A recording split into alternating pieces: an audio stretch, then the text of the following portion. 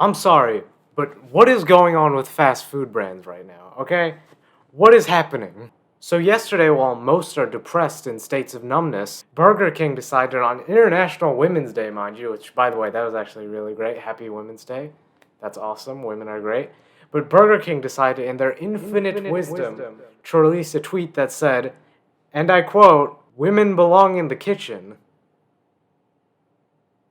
Didn't expect that from the Burger King, but alrighty then. Let alone the British Burger King, okay? But I guess Britain's kind of in their own little controversy with their monarchy, am I right? Topical jokes. That was me high-fiving myself, if you didn't get the joke. It's funny because I'm lonely. So anyway, Burger King decided to post that, and of course the replies were obviously flooded with like, screw you, Burger King, what's this about? Why are you all of a sudden super misogynistic, okay? And apparently it was bait, and Burger King was starting a scholarship for female chefs, which is great. Totally on board with that. The issue is saying the phrase women don't belong in kitchens, just posting that on its own in that one tweet, kind of makes it seem like you're being a little misogynistic. And there's probably a lot of people who only read that one tweet and who are super sexist who are like, you know what, I'm kind of craving a Whopper right now. I might play some Sneak King on the Xbox 360. Let's go. And it's just, you don't really want to be profiting off sexist people, I guess. And it wasn't just the tweet. It was tweeted out by Burger King UK, but then in the New York Times, there was a full 2-page color advertisement with one of the pages just being filled with the phrase, "Women belong in the kitchen." Who had the balls, because I'm guessing a bunch of men signed off on that, or were like, oh yeah, that's okay, because damn, groups of people, marketing executives who probably get paid a decent amount of money, all had to come together and be like, you know what? We're going to post this in the New York Times for International Women's Day, a day where we should be celebrating women. We're going to put one of the most sexist things you could say to a woman. We're geniuses. Thanks a lot, Burger King. I now crave McDonald's. But speaking of other fast food brands that are doing some weird, stupid stuff yesterday, at the time of me recording this, Papa John's came out of nowhere in an interview and just said, or he was quoted as saying that he took 20 months to get the N-word out of his vocabulary, because I'm sure you can remember about, I want to say 2 years ago in 2019-ish, which, holy crap, 2019 was 20 years ago.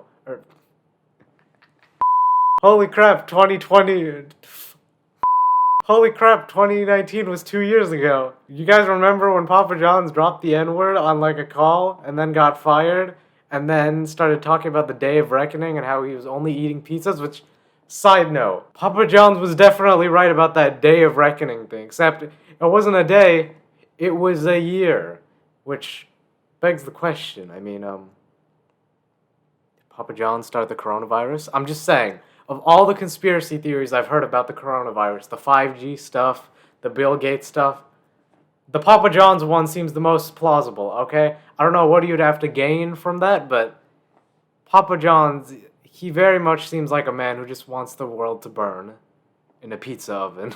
So anyway, Papa John's was quoted as saying it took him 20 months to stop using the N-word, which I watched the interview, and that's not exactly what he said, so I think a lot of people were just kind of clickbaiting that. He was talking about 3 things, and one of those just so happened to be him not using the N-word. But, like, even still, that should not be a month-long process. That shouldn't even be, like, a week-long process. There should be no Skillshare course on not saying the N-word. I don't know. And just the memes are perfect. They're perfect. So that's what happened yesterday at the time of me recording this. But even prior to this, fast food companies were doing some weird stuff, and the absolute king, no doubt, isn't Burger King. It's KFC. I don't know if you know this, but KFC has been kind of popping off in terms of their advertising lately.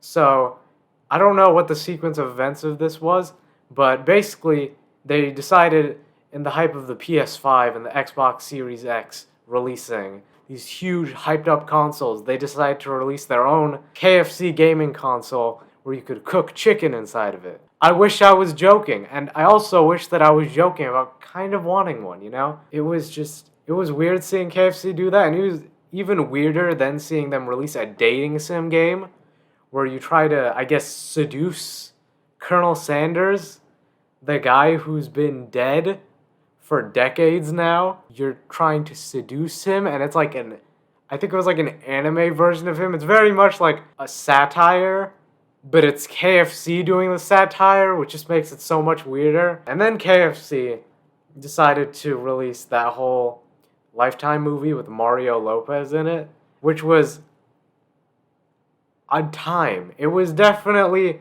a weird way to start off the year, but you know what?